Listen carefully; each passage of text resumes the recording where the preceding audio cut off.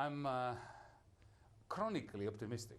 So my answer to your question will be colored by this optimism, and I shall say that we will make the payment, because I have no doubt that we will have an agreement by then with the institutions, our partners in Europe, the IMF, and so on and so forth. But the payment of this money to the IMF in June is dependent, if I understand you correctly, on an agreement being reached. An agreement has to be reached. This state cannot continue to make repayments to creditors as part of a loan agreement which was meant to be based on both our making the repayments and them making the disbursements. Is it fair to say that Greece is just about out of money? No, it isn't. Our state, as a result of huge sacrifices by the Greek people, has managed to live within its means.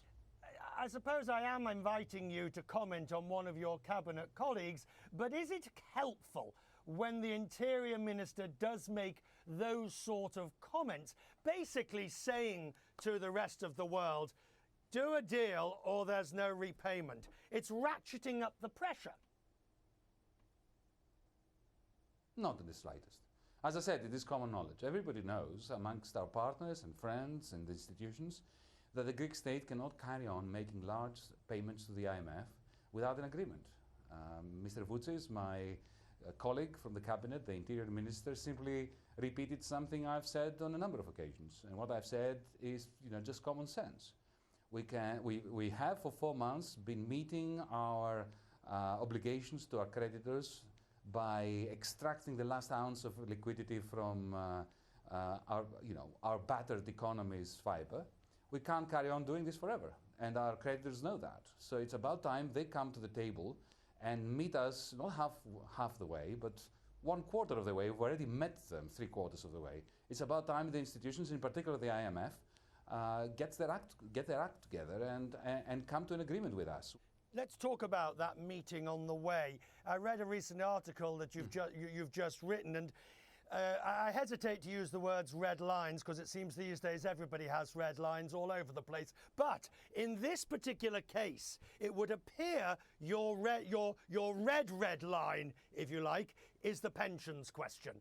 And if it becomes a choice, or you're dragooned into cutting pensions, you won't do it. Is that the sticking point, pensions? It is a sticking point. It's not the sticking point.